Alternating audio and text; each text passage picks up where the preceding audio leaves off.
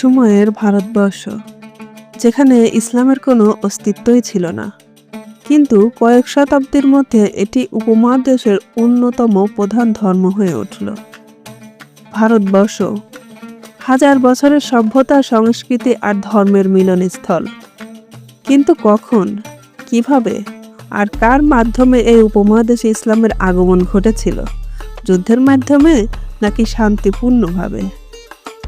আজ আমরা জানব সেই বিস্ময়কর ইতিহাস, যা বদলে দিয়েছিল সপ্তম শতাব্দীতে।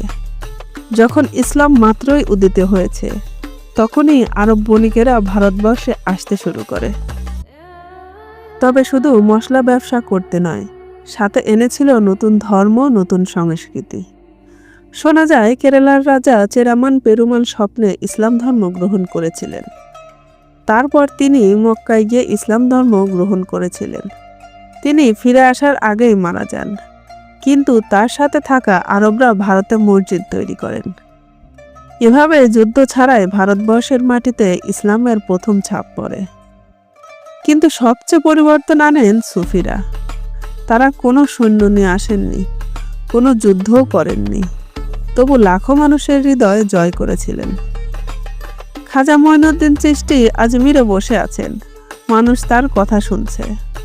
হযরত শাহজালাল রহমাতুল্লাহ আলাইহি বাংলায় আসছেন, হিন্দু ও বৌদ্ধদের সাথে কথা বলছেন।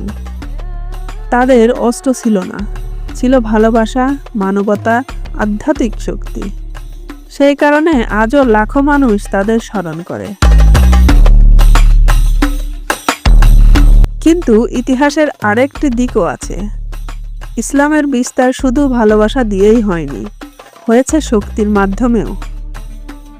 712 খ্রিস্টাব্দে মাত্র 17 বছর বয়সে মুহাম্মদ বিন কাসিম সিন্ধু বিজয় করেন, যা ভারতবর্ষে ইসলামী শাসনের প্রথম ধাপ। এরপর গজনভির 17টি আক্রমণ এবং মুহাম্মদ ঘুরির দিল্লি বিজয় ভারতবর্ষে ইসলামী শাসনের ভিত্তি গড়ে তোলে। দিল্লি সালতানাত এবং মুঘল সাম্রাজ্যের হাত ধরে ভারতবর্ষে ইসলাম আরও গভীরভাবে প্রতিষ্ঠিত হয়। মুঘলরা শুধু যুদ্ধই করেননি, বরং ইসলামের সঙ্গে শিল্প, সংস্কৃতি ও স্থাপত্যেও ছড়িয়ে পড়ে। তাহলে কি ইসলাম শুধু শক্তির মাধ্যমে ছড়িয়েছে, নাকি মানুষের মন জয় করেই টিকেছিল? সত্য হলো, ইসলাম ভারতে শুধু এককভাবে আসেনি। ব্যবসায়ীরা এনেছে, সুফিরা ভালোবাসার মাধ্যমে ছড়িয়েছে, আর শাসকের শক্তির মাধ্যমে প্রতিষ্ঠা করেছে। কিন্তু শেষ পর্যন্ত যা টিকে থাকে তা হলো শিক্ষা, সংস্কৃতি আর মানবতা। তোমার মতে ভারতবর্ষে ইসলামের বিস্তার সবচেয়ে গুরুত্বপূর্ণ কারণ কি?